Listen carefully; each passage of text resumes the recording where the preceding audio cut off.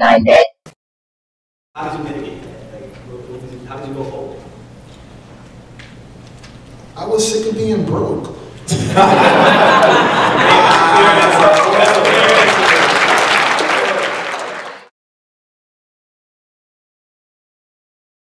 But we wanted to do something a little different. So because of that, we had a different arm which we formed, and it was a mobile app development company. The first app from that company was Played, and what we did was we launched it on December, like 2 years ago, December 2011, and it was on Played, and it was on iOS and on Android. It's dead now because of publishers in the gaming industry, but what we had was a Foursquare for video games, where you can check in the different games. And so we had about, at the time, close to 100,000 active users. I was able to pretty much raise $100,000 to continue the development of the app, but of course ran out of money eventually, and hopefully we can save you from doing that as well. And also, you see CNN up there. My app was featured on CNN as well, Black in America, which is a documentary that pretty much followed me while I was in Silicon Valley, building my app the whole time, and it was a pretty good experience. So that's what I'm doing today. I'm going to show you, hopefully I can give you some good advice on how you can get started. And then we have also something at the end of the panel that I put together last minute from the help of some people who are here at PAX on the floor, some exhibitors, and some other pretty big gaming entrepreneurs. So if you stick around to the end, you'll walk away with something pretty special. Cool. Thank you. All right.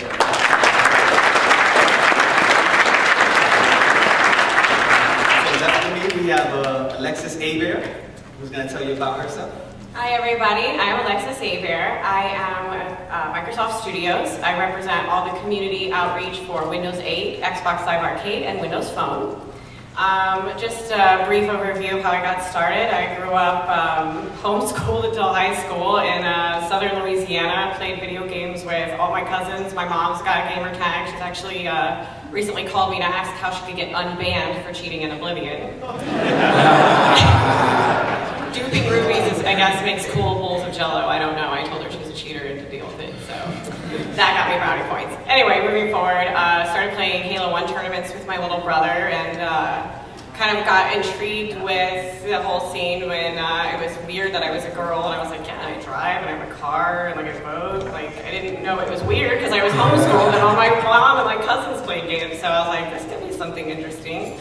At the time I was in high school, I was actually a long-distance telemarketer, and played like video games just from that profit alone. And then as I reached, kind of did like a half-and-half sort of thing, doing a professional gaming circuit and a horse jockey, which was a strange combination. And then eventually I was on the PMS Pro team and Fractals. And then from there I went to Terminal Reality and produced games like Def Jam Rapstar, Ghostbusters, and Kinect Star Wars. And then for almost 2 years now I've been at Microsoft. So it's been a really exciting journey and a strange and circuitous route, but I hope I can help out and give pointers where it applies for those of you out there. Wow.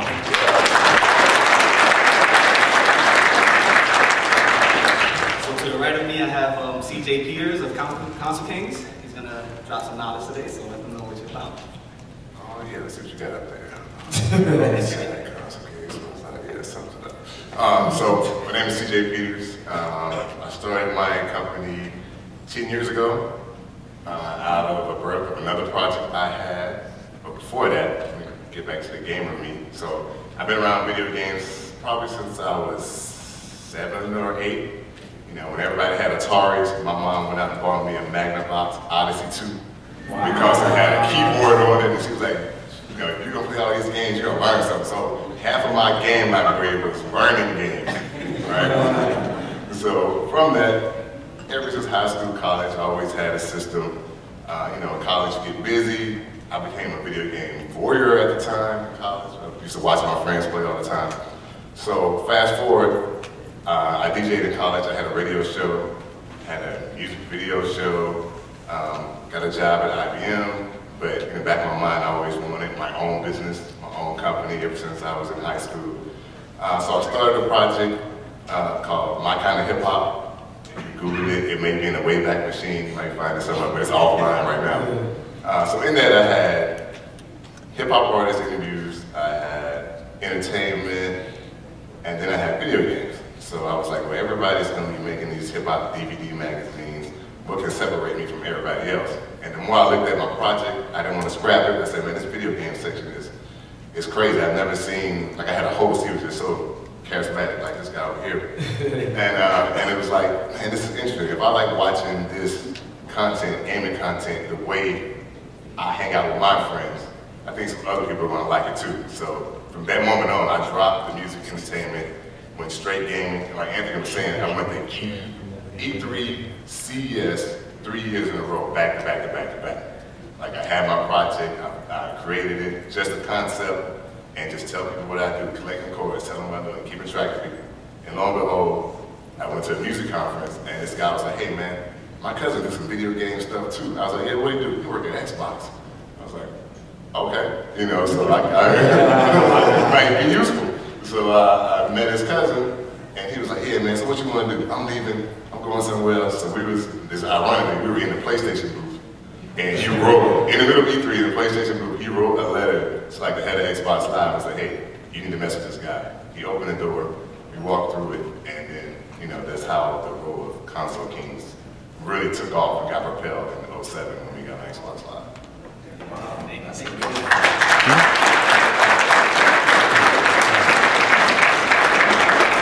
So all the way to my far right, we got a hip hop game up in here. So tell me what you're about. Alright, so first off, one love and God bless everybody for showing up. We really thank you for that. Well, my story is real crazy. When I started out, like it was 2007 in December, right? And I was watching, you know, X Play, I'm watching Attack of the Show, all this stuff on G4, and just gaming journalism as a whole. And I saw that, I mean, money is good. Don't get me wrong, money is good, everybody has to make money. But it can't all be about that. You see what I'm saying? So I saw that a lot of the love and the reason why we gamers and why we're here was starting to exit. It was becoming unimportant, and that bothered me. So I got my PlayStation Eye camera, you know what I'm saying, and I had a black sheet behind me in my bedroom, yo. And my grandma's was right next door to me because she's a real gamer, you know what I'm saying? Respect to my grandma's, rest in peace. And I just started speaking from the heart of the gamer. And then, you know, gamers, when they started looking at my YouTube videos, when I started the YouTube channel, I wasn't getting that many views, but the comments that I was getting was so strong. And I felt that I had something. So there was a guy by the name of Candid Anthony, right? He made a video about Assassin's Creed, and he was lying. I mean, straight up lying. He was saying this is better than that. It made no sense. So I decided to challenge that. And when I did that, I got discovered by a man, Torrance Davis, who's in here somewhere, but he has started a website called Hebert.com. So he allowed me to put my hip hop gaming show content on his website. And doing that, allowed me to get to E3 in 2008, which was my first one. And when people looked at me and they saw the belt and everything like that, it's like everybody looked at me as a joke, who's this clown, and stuff like that. But you know, when you put God first, everything works and you can't lose when you do that. So when that happened, I was like, okay, but my knowledge is what stood out because I really love games. I've been playing games since I was 4, you know what I'm saying? So I did an interview with Aaron Greenberg, Microsoft executive, and you know, he was talking about PlayStation and Xbox and how they're so much better. And I said a few things and it kind of stumped them, and everybody around was like, wow, like he really did a great interview. And then I did an interview with Hideo Kojima, and that like really broke like new ground, and everybody was like, wow, how can this guy get here, but he's not doing what the industry tells him to do. He's doing it his way. And then that created a buzz around my name, and everybody started talking about it. And then the business side of it, like after all of that, my name became something that was relevant and significant in the industry. And I'm very proud of that. So today, I can stand here and say that HipHopGamerInc.com is here. HipHop Gamer Inc. as a corporation has been built. Like I partnered with an incredible company called MSI, and if you guys know Majesco Games, that's a part of it, like too, so to speak. So I've been able to do partnerships with people like PlayStation, where you could get this belt and my shirt in PlayStation Home. And there's over 70 million PlayStations in the world, and I'm inside every one of them, brand new. I did a partnership with Machinima, #1 channel on YouTube. Now I can say when you watch my videos, it's in conjunction with Machinima as well. That's huge. I'm a partner with EGM. We all was like reading Electronic Gaming Monthly back in the day, and I'm a part of that. You know what I'm saying? So there's and also recently I became a part of the ECA, which is a non-profit organization that fight for the rights of us, and also, you know, we have a lot of fun just talking about games and bringing the fun and the love back. So my goal is to bring the love back and do it in a way where it can be profitable. And I feel we all learn from one another, and that's what I wanted to give back to this industry. And I did that. There's more coming, and from a business standpoint, I'm able to do what I love for a living. And I thank God, and I thank y'all for being here, and it's the best feeling in the world. Word up.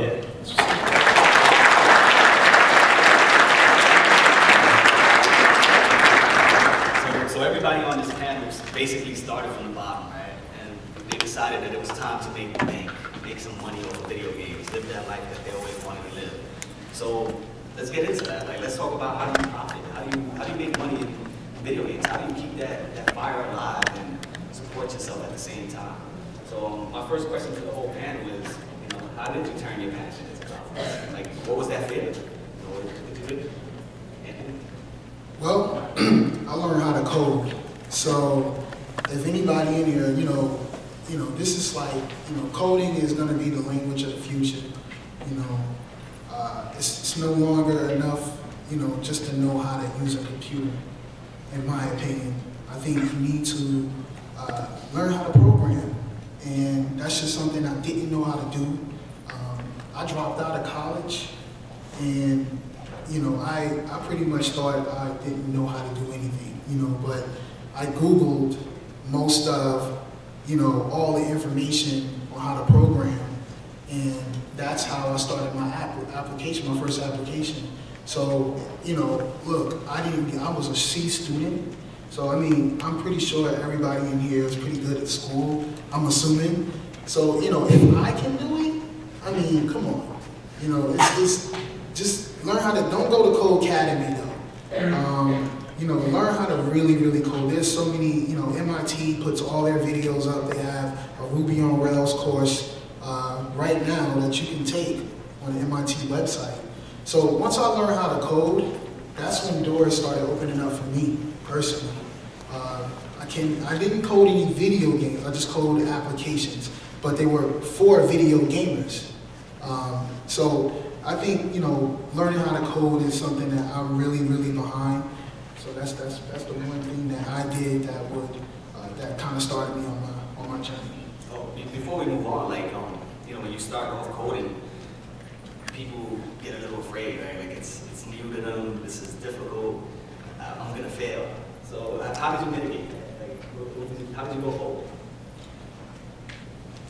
I was sick of being broke.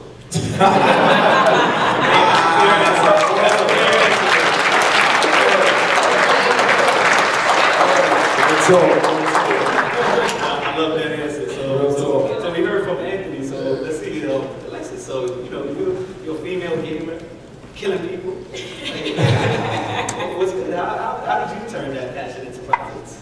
You know what? I really, first of all, I think, you know, it's amazing to be a part of, you know, kind of where esports started to take off, at least on the console side. See that grow with more female competitive teams, to see more just, you know, co-ed, you know, and just esports in general. One of the things was that I was always asking myself, you know, if this is something that I want to continue to do, is there a future in esports? How will I make my future there? Is this something I'm going to be doing when I'm 40?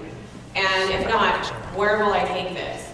So, you know, it was one of those things, you know, I was lucky enough to compete in Halo, but I definitely saw other gamers out there that had made a living doing, you know, competing in a game that was dropped a year or two into the circuit. And I was like, where would I go? Like, why did Halo stick around? And, you know, Halo 2 and 3, I haven't competed in 4, but, you know, it's very balanced. You know, everybody gets so good. Everybody's great at doing headshots shots in the top 16. What really comes into play is, it's almost like chess, right? Like it's how well does your team's personalities match? How well have you defined their strengths, their weaknesses, and how much have you strategized to really bring that out in a very high pressure situation? And so that kind of evolved into, how do I create those games? Like it can't, you know, obviously the teams that have created Halo are extremely talented and amazing, but it can't just be Halo, right? What if I wanted to create that game? And then it was defining my strengths. I can't draw stick people, okay? It is scary, it is a joke that people ask me to draw something and it'll be like, what is that? So definitely not artists. I am about as ADD as it gets, so I'm like, numbers, oh no, what, shiny? So definitely could not do programming. And then I realized, you know what, I can write. And I started reading websites, but not gaming websites, sites like The Superficial, Geekology. What was it that attracted me to those writing? What was it about that tone? Why was that funny? How did that person translate something that was different and new? And it wasn't just like, Jessica Simpson did this today. And it was like, how to define that and take it more into a broad tone? And how do I apply that to a video game? How do I pull my writing and make it look different? What do people like to see? What's going on? How can I make this happen? And how can I apply that? So then that eventually led into, oh, well, we need you to do this for the Fragile website. And then I started asking, I was only there for maybe a year, but I talked to the brand managers at Ubisoft. How did you get into production? What do you think my strengths are? Taking every opportunity I could to get an outside perception. If I didn't like what they thought of me, try to take that with a grain of salt and apply it. And then figure out what they were doing and if I liked it. And ultimately it was production. So once I left Fragmiles and I went to Terminal Reality, I got into engine licensing, and then, you know, I was a shooter, and so like they put me on Ghostbusters, and I was like, I only make movie games. And I was like, oh my god, this is so much fun, like, oh, I love this game. And I was like, okay, now I need to step outside of this experience and apply that. Don't just stick to one genre. You can, maybe you don't normally play it, but learn how to define what is a good game. Even if you wouldn't normally pick it up on your own. Is this a good game? Is it not a good game? And why? And then taking that into, oh, Def Jam Rockstar, which I got to work a lot with these fellas with. They're always, I was like, guess what, we're at E3, you guys are gonna come play, right? And, you know, I am not a shy person, and the one thing I was ever shy about was singing in front of anyone. The first time I had to demo that, it was like, oh my god, my back is like sweating profusely, that's odd. Oh, what a horrible nervous trait. Why can't it just please be my whole body? What's going on? And then learning how to pull myself out of there and apply, like, how do I make a good hip-hop game? Like, how do I produce this? How do I make this right? How do I make this something fun for gamers, hip-hop fans? And just trying to take from every single experience. Same thing with Connect Star Wars. How do I ultimately look at this experience and always keep that in mind when I'm at E3, if you're networking, whatever you're doing, trying to define what you're going to get out of that experience and learning from it. And ultimately just trying to apply it to what you've decided is your strengths. So if you had to tell the female gamers in the room, like, that one tip as how to set yourself apart from the male scene, like, what would you tell them? Like, how would you break into the male-dominated video games? You know, I look around and I have two girls that are on my team. They're both young, just getting into the industry, and the only thing I really try to tell them is you don't see gender. I don't even think about it when I go to a meeting in the morning. I'm literally at a table with 15 men. Like, there is not another girl on my team. It doesn't cross my mind. I don't even see it. Now I see, women like Bonnie Ross, who is the head of 343 Studios, and her executive producer, I almost said her gamer tag. I was like, wait, that's not her. Kiki Wolfkill. Which is still an amazing name, right? Like, oh my god, you were born with the name Kiki Wolfkill. Wow, that is really cool. And I look at these women and I'm inspired by their strength and like where they've come. And I've been fortunate enough to actually have time to sit down one-on-one with Bonnie. And, that's her thing. And she's just like, I come to work every day. I was ashamed of myself that when I got hired at Microsoft, I didn't even know, I'd never heard of Bonnie Ross. And I'm in this industry. I've been in this industry for nearly 10 years now. And she's like, that's because I come to work every day. I want to make Halo. I want to make a good product. And so if you start to get a little intimidated, you're like, oh, there's a bunch of guys here. My best advice there is to look at them. These are other developers. We're all developers. We all want to make great games. Whether you're making music, a book, a movie, it's about making a great entertainment object. It's something people will enjoy across, you know, sex, age, whatever. Great answer, great answer. So now we got CJ. CJ started Console King. So how did that start? Like, how did you turn that passion into profit? Let's see. I used a couple models. I used the build it and they will come model, right? And I used to take advantage of every opportunity and make the best product you could possibly make with the resources you have. So when I first started Console Kings, in my head, it was already a multi-billion-dollar conglomerate, right? I made games, I produced content, I did online events, and I became a PR agency. In my head, I already had it mapped out. But in my pocket, I could only make a DVD, right? So I made the best possible DVD I could make with my background. I could code, I script, I used to work at IBM, I went to art school just to refine my graphic design skills and learn how to use Illustrator. So I taught myself Photoshop, but I couldn't teach myself Illustrator. So with that, I enrolled in I was going to school at night, working at IBM in the daytime, and all the other time I was making Console Kings, like the first product I could make. I was editing, sleeping on the floor. I had it so timed so perfectly. I could edit, sleep, and wake back up when the render was done. Right? I was at that time. So it's on the floor in my attic. Console Kings started in my attic. So I did that, made the best possible product I could make. And then when I was going to E3, I was just telling all the companies, yo, this is Console Kings, this is what it is, it's a magazine, you know, it's got hip hop and video games. Some of my friends have grown up and become like famous rappers. So I had them in there, I was leveraging their networks, trying to interview everybody. And then once I had a product I liked, I went to E3, pitched it like 3 years in a row, collecting cards. Shout out to Rockstar. Rockstar was the first people to give me an ad. Even if they didn't give me any money, they gave me an ad so I could look professional. They said, hey, we'll give you an ad. They gave me the official ad. I put it on the back. Then once you look official, people think, you know, so I had a big ad on the front, had a nice cover. And then in 2007, Xbox was like, hey, we're putting video on Xbox Live. You know, now you can see stuff. I was like, okay, I need to be in the Xbox. Forget making DVDs. We need to put this thing in the Xbox so all the gamers can just download every issue. Right? That was the thinking. So when I went to E3 in the deal I was talking about, my man, he said, hey, you know, he opened the door, and then it took me 6 months to actually go through all the meetings, negotiations, PowerPoints, write stuff. And after 6 months, my first video content on my birthday went live on Xbox Live. So once I did that, we put all our videos up, you know, they was getting good downloads. At that time, Xbox didn't really know what they were gonna do with the video service. You had like a lot of gaming community sites, they were putting up videos.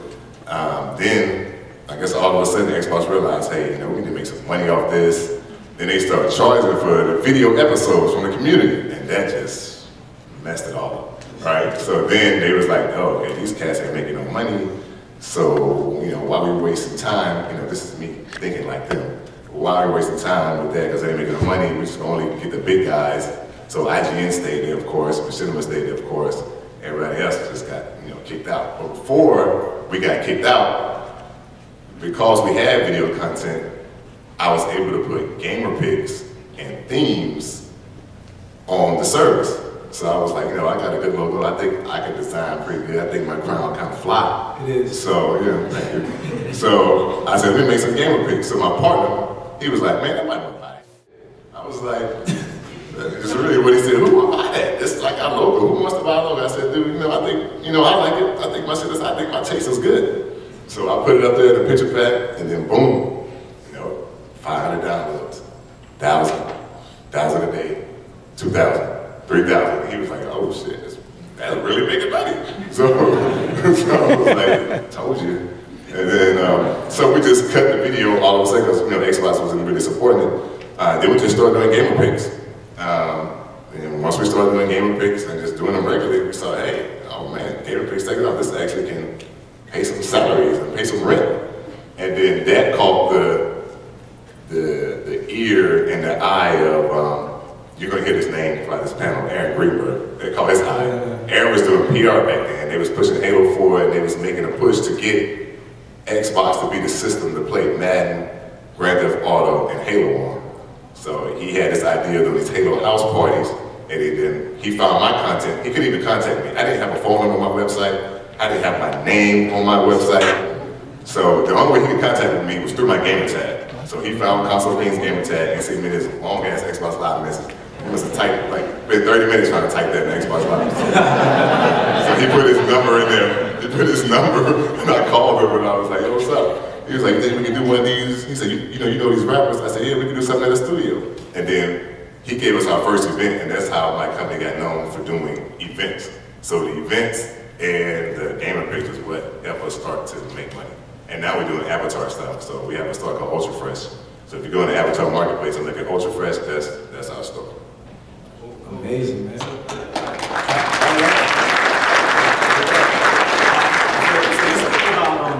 Leveraging your network. Yeah. Everybody's here for the weekend, meeting new people, killing each other in the video game scene and stuff like that.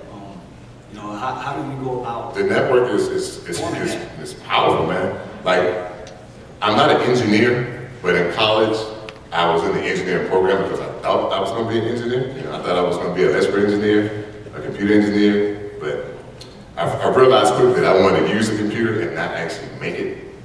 So I just walked out of class, everybody looked at me like I was crazy. I was like, see ya. So I walked out of class, I was going to chase up major to graphic design. My mom was like, no you're not, I'm not paying for that. I was like, oh, shit. So I went to information systems, and it was like the marriage between the tech and the design. But in the engineering program, they teach you how to be super networkers. Like, I don't know, like, I do respect engineering for what it is and how they treat the people that are in the program. They make you go to every event that a company throws to make you talk to the people so you can one day get a job because it's so competitive. So that background, I took that engineering mindset and hustle, and that's how I network with everybody. I talked to anyone that was listening to me about Console Kings. I give them a card, I'll talk to them, have a chat. You never know how that person is going to come back in your path later. So that's why you always put the seeds out there in your network. You never know what he's going to do in his career. He might blow up and take off, and he'll remember a 2-minute conversation you had at the water cooler because you was wearing a freaking Mega Man shirt, something like that. So that's how we kind of use the network hustle. That's great, that's great. So now Hip Hop Gamer, come to you. Right. How did you profit off of your passion? Well, it's a lot of ways it happened. Because I took my love for hip hop and I took my love for gaming and put it together, I'm actually a music artist. So I love video games so much, and I see, like a lot of these games, and I get like a visual and a lyrical visual, so to speak, for it. So I would make a song for a video game and stuff like that. And one of the things that happened from it was my man David Jaffe. This guy's incredible. He's all known for Twisted Metal and stuff like that, God of War, but the Twisted Metal that came out last year, he really loved the song that I made to the point where he put me in the video game. So when you finish Twisted Metal and the credits roll, you're gonna hear Rob Zombie and you're gonna hear Hip Hop Gamer. And it's crazy to, have been able to have that as an avenue to, not just make money, but to really take my art and my work and my passion of hip hop and to see that blend in to gaming. And it was a risk because, there's a lot of things involved with that, and it worked out. So that was one area, in terms of your talent. Everybody I feel is unique in their own way because you can't spell unique without you. So we all got some sort of talent, to utilize and bring to the table. So I would say that could be a good starting point from one area. Then on the gaming side, this belt, I'm gonna be honest with you guys, there's a whole story on this belt, but it's definitely a conversation starter. So anytime you're in a position where you can make people come to you and they don't even know who you are from a hole in the wall, but they come to me like crazy. And then when I tell them what I'm about, they're like, oh, you did that? Oh, I love this. And then next you know, the networking, it happens automatically, and then they want to know more about your story and what you're doing. And also, being at places like what CJ said, let's say you go to the Playboy Mansion, something like that, and people be like, anybody that's here, you must be doing something to get here. So just by association with the right people, people will look at you as more than what you may be at that point. And then when they find out what you're about, they want to do everything they can to help you and invest in you. And then that brings into my next thing. You know, in terms of Hip Hop Gamer as a brand, here's the bread and butter, I would like to say, that, you know, makes this work. Like, my energy, my character, a lot of people from developers, publishers, and everyone, even my colleagues, they said that's something that's been missing in the industry in terms of just raw passion and love for the industry. So a lot of these game developers, you know, they like, well, how can we help you? You know, what can we do for you? What investments can we make for you? Like, how can we brand or cross promo? So when you get associated with all these big brands and they co-sign on what you're about, then everybody and anybody's gonna knock at your door and wanna do deals. And then once they start doing deals, you're gonna really start seeing like some serious money coming. So to give you one major example, so you guys can think out of the box, and this is very, very seriously important because I feel this is something that everybody can use right now. But I got a lot of love for Universal. You know, Universal Pictures, Universal Music, you know, I love Universal. And I'm doing games. You know, I don't even cover movies. You know what I'm saying? I don't even do that. But because they saw what I did with hip hop and games and my whole movement, they came to me like, hey, well, you know, we trying to market these movies, we're trying to put this out. Like, we would love to, you know, have you on our team. And with the way social media is going, you can run an ad right now and it may not even be effective. But if your homeboy or your homegirl be like, yo, you gotta check this out, this is fire, this is crazy, you're gonna jump to the opportunity to check it out because you trust your friends and your peers more than somebody that's just trying to sell you something. So they look at like, you know, people to be like brand ambassadors now, so to speak, and with good charisma. So with Universal, like they approached me with the opportunity to a deal, and just let you know, that one deal turned into well over a 5-figure deal, you know what I'm saying? And these are things that can consistently happen, and that wasn't even in the actual gaming realm. So what's important is to know that don't limit yourself to the field you love, because there's other fields out there that want to reach out to you too. So go everywhere. Don't just go to PAX. Like, you know what I'm saying? Don't just go to E3. You know, you could go to like they got music conventions. If you're not into music, but there's people there that love games too. You could bridge all of these gaps, and I think that's the true meaning of developing success and developing networks in and outside your network. And I'll give you guys a little tip.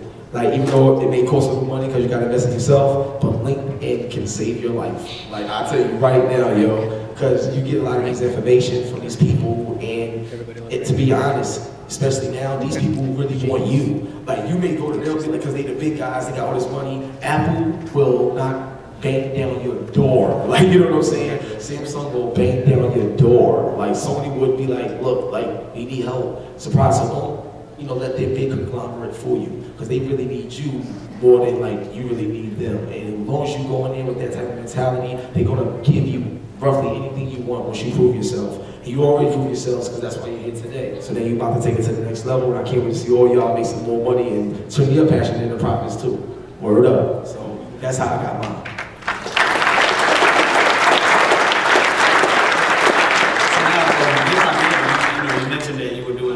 Hip-hop music and video games, right? Yeah. A lot of people probably looked at you like you were nuts, right? Oh, yeah. How did you deal with the naysayers?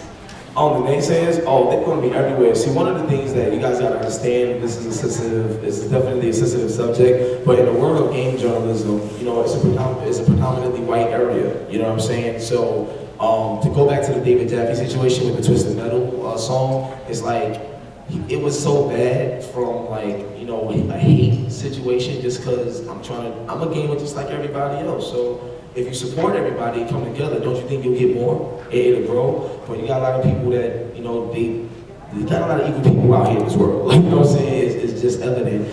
And, you know, he made a video.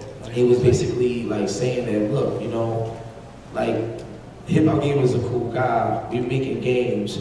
Where does it stop? You know, since 2013, we've been through enough hell, enough drama, and enough hate.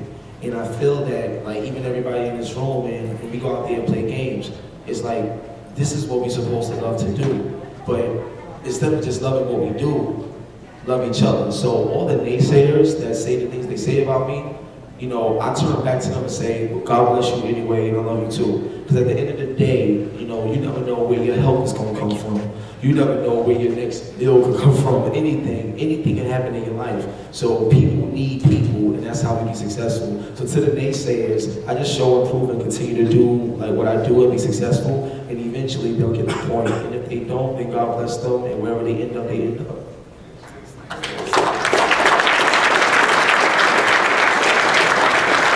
On that note, haters make us better anyway, right? So always, man. You know what I'm saying? Like not to just cut you off, but like, you know, I got something special, like, you know, that I'm gonna let y'all check out. You know, when you stay to the end, and it's a great example of a strong statement lyrically that I created, and the title of it is called Pressure. So I hope you guys enjoy that or whatever. But the message is so powerful, and I would love for you guys to take that with you and use it in your lives as well.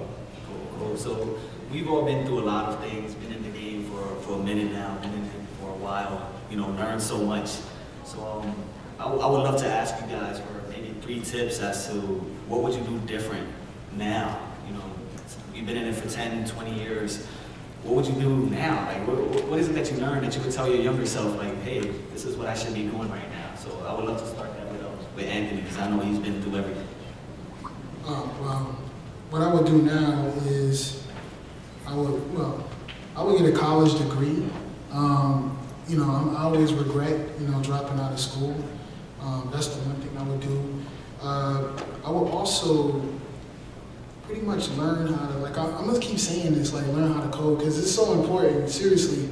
You know, I know people who are maybe like 17 years old who are already millionaires simply because they know how to program something. So, you know, if you leave with anything here today, please leave with something like that. And another thing I would say is to think A to B, not A to Z, right? When I was trying to plan out a lot of the projects that I was doing, I always was, like CJ was saying, see the end result. And seeing the end result is cool. You know, seeing the big dreams and, you know, lots of money and all those type of things is cool. But you have to think about the next step and set milestones. So, you know, my advice to everyone is pretty much just think A to B, not A to Z. Now, Alexis, what did you learn throughout these years, and how would you apply that to your younger self if you had that time machine? God, I only get 3 cents. They can catch you after the rest of it.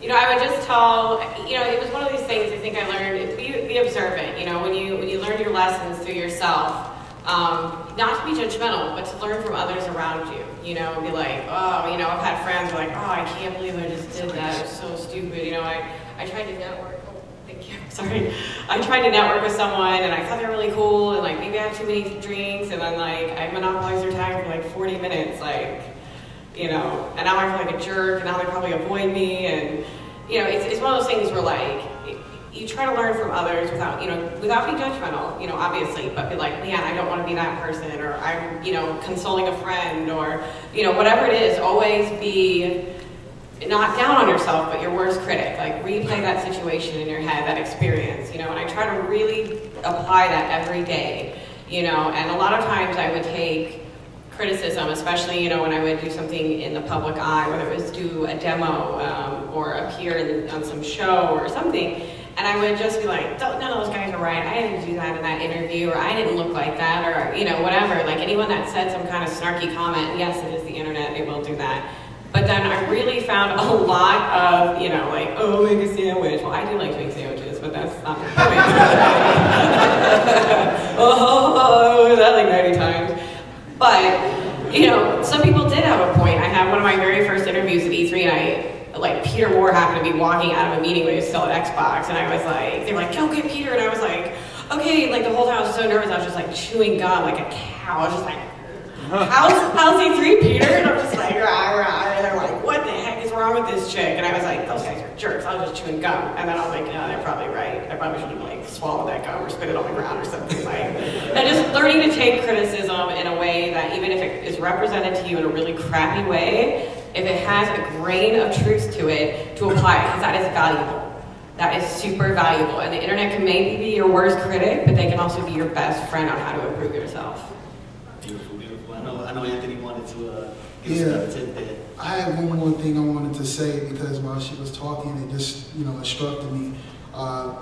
The one thing I would say is to be fearless. I'm looking in the crowd and I think that, I was just imagining myself like last year standing, I'm like, man, I could never be on the stage talking about a whole bunch of stuff, right? So I think that being fearless and not being scared of rejection and the fear of failure is very important. The harder it is, the better, right? So if you fail, it's okay. Just pick up the pieces, start again. It's just that simple. Just don't be scared. I know that that's the one thing that I was, and I was sitting in the crowd not too long ago. So I hope that can ring true for somebody here. What about you, Alexis? How do you deal with the fear? How did you deal with the fear? Shoot. Thanks, sir.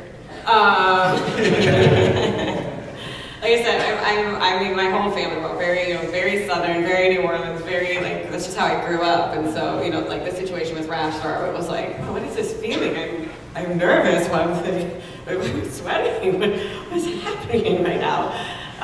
It's just good to be, confident and be out there. And you know what? Guess what? The world is huge. It's huge. No one cares what you do, actually. And that's the thing. It's like you can screw up, and no one's gonna know. There are brain surgeons out there that screw up, and they're not gonna know. And when you realize that, like, oh, I can pick myself back up. No one in the world is gonna know. Like, there's so many crazy things. Like, I'm really not that important, and I can pick myself up and learn from this and do it again. And when I do something awesome, I can believe that the whole world does know. And then when I messed up that time, then it's like, whatever. There's like a president talking today, and there's some ship is going to space, and like no one knows about that messed up interview. It's the internet. It'll be gone tomorrow. So be fearless, be hard on yourself, and then realize there's also a million other people out there. So when you screw up, there's going to be a million more people that are going to screw up tomorrow, and it'll be forgotten. Very good advice. So now, CJ, what are those 3 tips that you have for your younger self?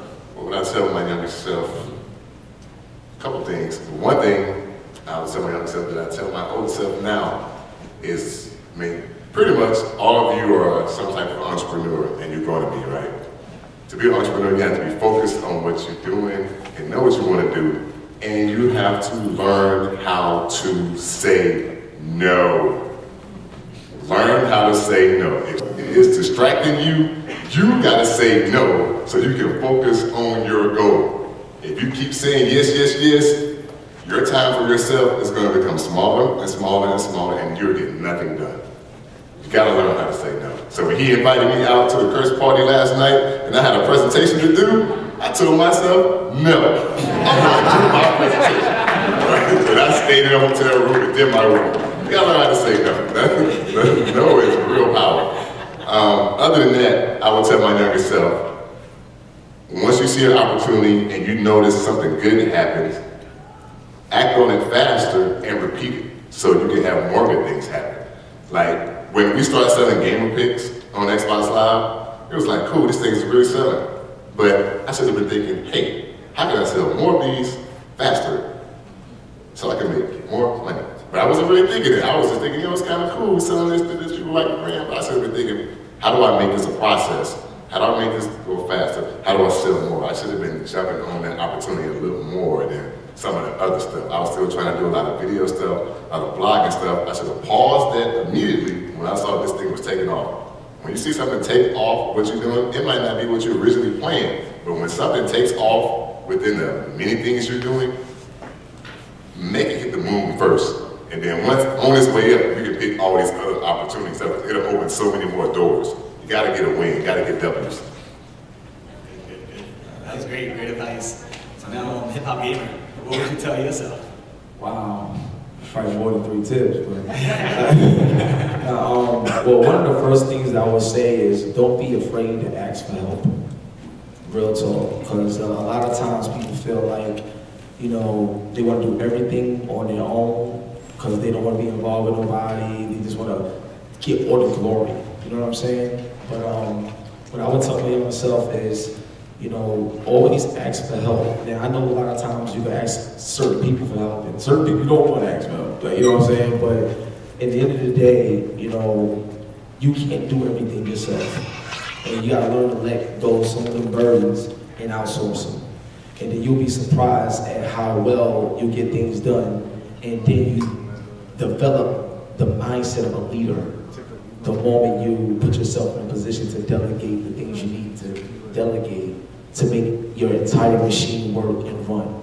So you can't be afraid to ask for help. That's the first thing that's so important.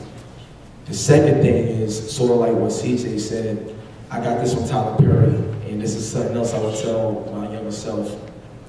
You could have so many things going on, and you could spread yourself so thin. So let's say you got a bottle of water, and you got 5 plants, and you like this. And you put the water, doing what you're supposed to do, but everybody's getting a little bit. So it's not really growing, you know what I'm saying? Nothing's really happening. But if you put a lot of water up in here and seed that thing properly, make it grow, once this thing starts to shine, then this will grow, this will grow, this will grow, because they feed off of one another. You see what I'm saying? And as you feed, it gets stronger, it's growing, getting that power. And this is always going to continue to grow because this is what set it off. So think of your success as a root in a tree. Once you plant it correctly and it grows, sometimes branches may break, but that tree still gonna stand. No matter if hurricane Sandy comes, it's still gonna be up there, you know what I'm saying? So that's the second tip I would say. The third tip is to be real with yourself. I feel that a lot of times people think they're bigger than what they're part of. So if you don't humble yourself and understand that you are part of it, think of a bridge. I always tell my team this too. I love my team. I love everybody actually. I just love everybody. This is so great. But you know, being up here is like it's great. You know what I'm saying? So I'm gonna tell you, man. Like if you think of a bridge, right? You got this end and you got this end, but everything got to cross. So the most important part to make things cross and to bring everything together is that middle. You know what I'm saying? That heart, that gotta be so strong so you can be able to reach everything as it goes through and you can intercept it all. So it's always better to be a part of something, not above it. Don't get too big for your own bridges and ego. You know what I'm saying? Because we all like need each other. That's the way we all win. All right? So those would be like the tips that I'll say, and I'm living proof of it right now. And we all up here are living proof of it. And everyone that's in the audience, they're here to learn about it, and they also living proof and future proof of it too. And it's a blessing. Like, I'm so serious. I thank y'all. Y'all understand? I get emotional and stuff. I don't care. But I love it. I love y'all. And I can't wait to see like some of you guys up here next year. And shoot, I'll sit out the crowd and learn from you. I don't care. Like, it's just amazing to me, and I thank y'all, seriously. Well, one thing is we all can learn from each other. So, you know, during this panel, they dropped a lot of gems and knowledge that maybe you couldn't catch right now. But we'll have the recording up, so, you know, just follow the PAX Profits hashtag, and sooner or later you can catch up and write all these notes. So I want to open up the forum to crowd. Like, let's get some questions going. Give us those hard questions. Hit them where it hurts. What are the core coding skills that you think that you recommend you learn for your C, Xcode, JavaScript? What do you think? Okay, for internet, everybody seems to be, you know, for like web applications. Yeah, you can line up right there. Yeah, just let you guys got questions. But for when it comes to web applications, it's really getting a lot lighter. So of course JavaScript is what they kind of recommend everybody go after, but Ruby on Rails seems to have like a huge community. So my thing is when you start early as a Rails developer, at least you know, hey, if you run into a problem and you start Googling it, somebody's gonna have the same problem as you. Same thing for JavaScript. I would not, you know, recommend going into, you know, some other language or anything that you know nobody has the same problem as you, because you're gonna get stuck. On mobile, yeah, Objective-C, you know, definitely, you know, develop for iOS. Definitely learn a little bit of Java as well. Get into the Android platform.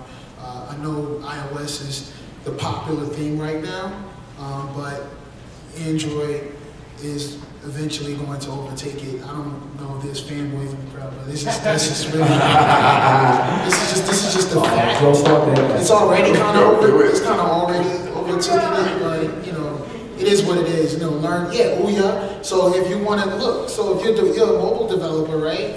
You know, now you can just port your game to Ouya. You know, had you made a game on iOS, it just stays there.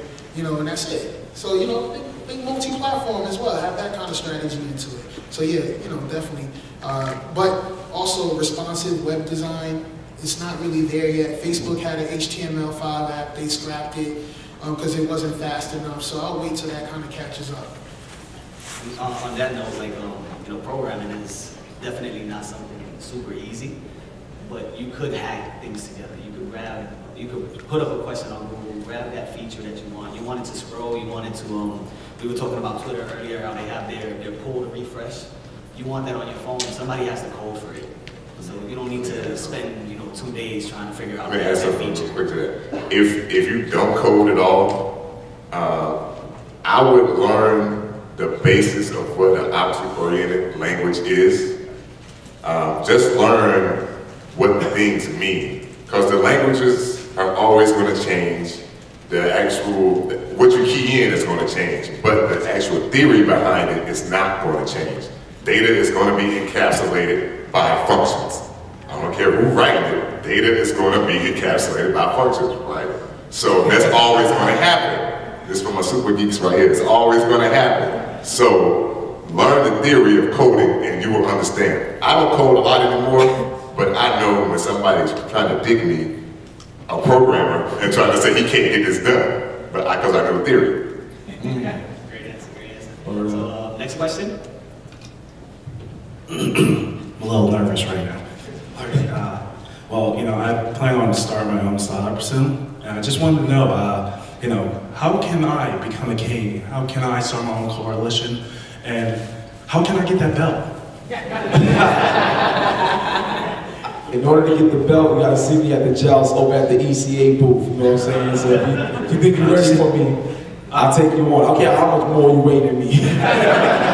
Oh, well, damn, guy, I told you you're being serious with me, because I plan on making like $1 million in like 3 months. What's up with Black Bison, man? That's my boy right here. Shout out to Game of Fit Nation. This is my boy up in the death. No, real talk. I'm known as Black Bob. I have my own site called Game of Fit Nation.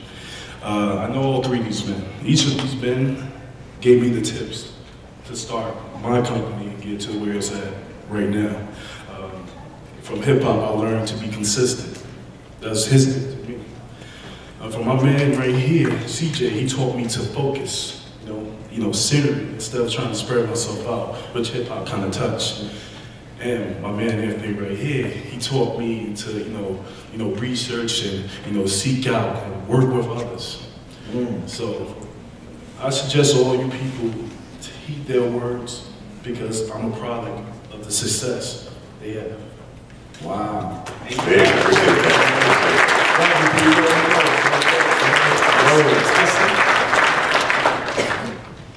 Hey everybody, thanks for your words and your lessons. I'm in a video game band, and so I wanted to direct my question to you.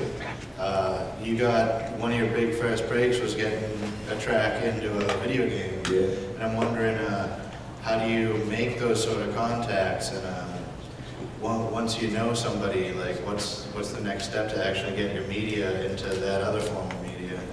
Oh, well, one of the things that I did, like, I'll give you an example, perfect example for your situation right now. Like, you are in a video game band, so what I would say, you see how we're at PAX right now, all the people that you would need to talk to and be around is actually here. So what I would do is, like, in a situation, this is where, like, it's an open forum for you to talk to them directly. So I would approach them and say, hey, my name is such and such, this is what I do, and give them a sample so they can actually hear it. And once they hear it, they're like, oh my God, what else do you do? And then now, not only is the network there, but the interest starts. And then they'll be like, well, this would be great for our game. That's one way of doing it. 2, another way of doing it is, if you are a fan of a lot of the games that you have a video game band, whatever game you did a song for or whatever, when you make that song and stuff like that, bring it directly to them. Like, I mean, something like this, let's say you're a fan of harmonics or jazz dance or something, you made a song specifically for it, when they're here, you go to them with it, and they're gonna be like, wow, because they're gonna look at it as a tool that they can use like to probably market, and then they'll want to use you for regular things. And then once other companies see that this company used it, we need this guy, deal done. So that's what I would suggest you do. Continue to go to events that's open to the public like this, and those companies will give you like special access, so that you'll be able to get into anything because of the merits you create. So that's the best thing I would say. And now that you know me, and I'm here, talk to me, come on, like, you know what I'm saying? I'll give you my number, dog. It's all good. Like I said, people need people. This is what it is. So come talk to me afterwards, and I'll give you my number. We can talk. My team is right here, so you can get the cars and everything, and we'll see what we can do. Thank you very much. Thank you for the question. You know, unfortunately, we won't be able to cover every question, but all the panelists will be here. So talk to them. Like he just said, they're here, use them. Talk to them, get that information that you need. So we still got a few more minutes, so next question. What's going on, guys? My voice is a little messed up. I got a little cold, so. What I wanted to know is I'm an up-and-coming, I own an up-and-coming gaming website called thegameradvisor.com. I just want to know, what is the best avenue besides PAX, E3 and all that, would be the best avenue to do networking? The best avenue to do networking? Wow, this is quite a few. One of the things that I would say in terms of like networking is if you look at like other, not just other websites and but other people in the community that like YouTube views and stuff like that, like YouTube views or whatever, I would reach out to those people, because the thing is they will look at your content and they will want to utilize it, and then your content will start spreading out, you know, like a grassroots type of movement. And then when your content starts spreading out like that, then like a lot of these like higher up like major media companies are like, oh, I got a good website, or you got some good content, or you got something I can use. Because so sometimes the grassroots way is the best way to do it, because you don't want to alienate yourself from the community that's going to actually continue to hold you down and make you successful. So I would say go that route first. And that's one way to network and get your website known. And also there's other like websites such as Game Kicker, Game Grab, and 4G, where they feature your articles. And then if you do a good article, something like that, and it gets well known, then you'll see like companies like Kotaku or some people use your like information as a link and stuff like that, and that will build your site up fast. So I think it's just creating great, compelling content, and then from there it'll go itself. You'll just be like, oh shoot, it's everywhere. And then your name will be known, just like that. Also go to anime conventions. Go to anime conventions. Thank you.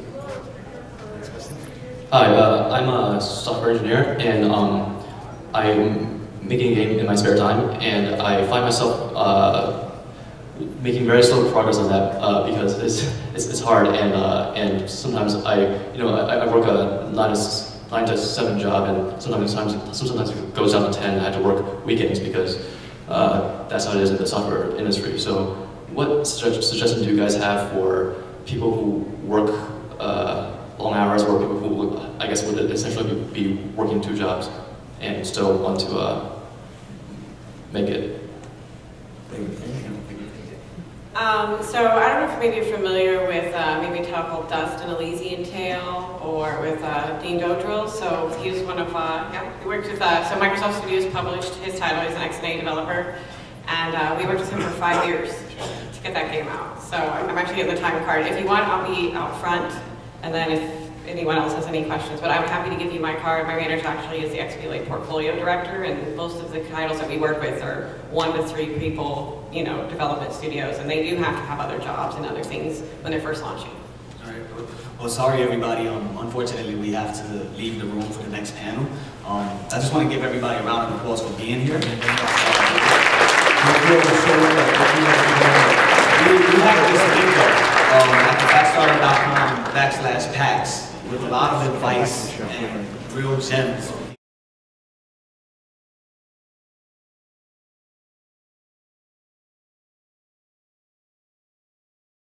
Nine bit.